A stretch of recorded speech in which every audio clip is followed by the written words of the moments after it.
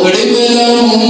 مثلا رجلين جعلنا لأحدهما جنتين من أعناب وحففناهما بنخل وجعلنا بينهما زرعا كلتا الجنتين آتت أكلها ولم تظلم منه شيئا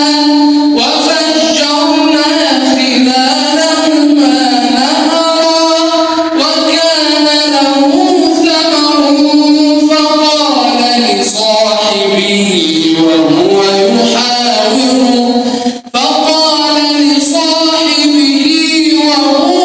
يحاوره أنا أكثر منك مالا وأعز نفرا ودخل جنته وهو ظالم لنفسه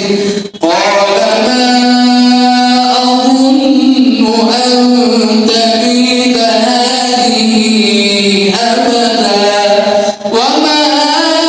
أظن الساعة قائمة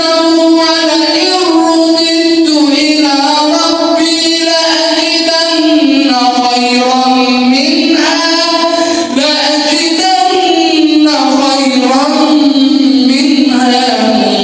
منقلبا